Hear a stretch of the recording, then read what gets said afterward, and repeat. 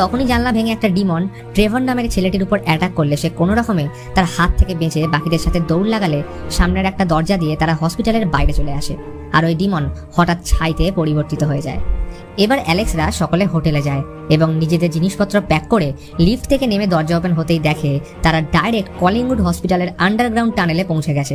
অর্থাৎ এই হসপিটাল থেকে কেউ বের হতে পারেইনি, বরং তাদের হ্যালুসিনেশন হচ্ছিল। কোনো উপায় না দেখে থার্মাল ক্যামেরা অন করে সামনের দিকে এগোতে থাকলে কিছুক্ষণ পর হঠাৎ সামনে থেকে কাউকে আসতে দেখলে আমরা বুঝতে পারি এটা ল্যান্স। 9 বছর এই হসপিটালে আটকে থাকার কারণে তার মধ্যে পরিবর্তন চোখে পড়ছিল।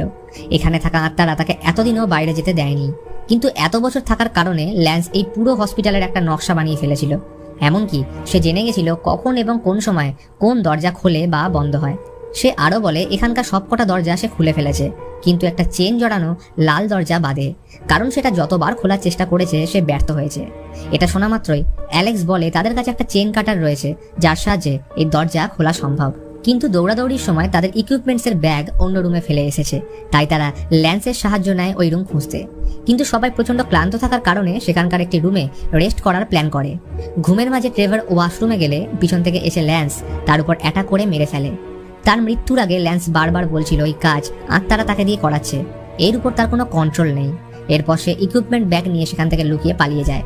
কিছুক্ষণ পর সবার ঘুম ভাঙলে তাদের বন্ধুকে ওখানে মৃত অবস্থায় পড়ে থাকতে দেখলে সবাই বুঝে যায় এই কাজ ল্যান্স করেছে। কিন্তু সৌভাগ্যবশত ল্যান্স তার বানানো ম্যাপটি সেখানেই ফেলে যায়, ফলে সেটার সাহায্য নিয়ে অ্যালেক্সরা ওই লাল দরজার উদ্দেশ্যে এগোতে থাকে। অন্যদিকে ল্যান্স ওই দরজার কাছে পৌঁছে গেলে সেটাকে খুলে বাইরে বেরোলে দেখে এটা ছলনা ছাড়া আর কিছুই নয়, সে এখনো ওই হসপিটালের মধ্যেই রয়েছে।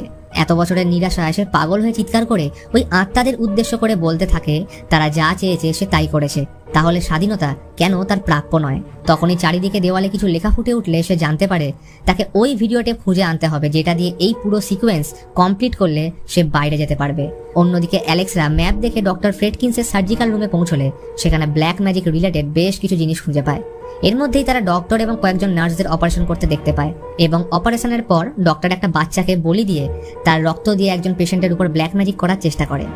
এই ভয়াবহ দৃশ্য দেখে অ্যালেক্সরা সকলে স্তম্ভিত হয়ে পড়ে এবং পর মুহূর্তেই একজন নার্স তাদের সামনে চলে আসলে তারা ভয় দৌড়ে পালিয়ে ওই লাল দরজার সামনে এলে ল্যান্সকে খুঁজে পায়। ল্যান্স তাদের দিকে তাকিয়ে পাগলের মতন হাসতে থাকে এবং তার পিছনে দুটো ক্যামেরা হাওয়ায় ভেসে তাদের ফুটেজ রেকর্ড করতে থাকে। ল্যান্স বলে যে কোনো একজন এই হসপিটাল থেকে বাইরে বেরোতে পারবে, কিন্তু তার কাছে ওই ভিডিও টেপ থাকতে হবে। অ্যালেক্স ওই টেপ তার কাছ থেকে চাইলে তাদের মধ্যে হাতাহাতি হয় এবং এই ঘটনার দরুন জেনিফার ল্যান্সের উপর অ্যাটাক করে আর পরক্ষণেই দেওয়াল ভেঙে একটা পোর্টাল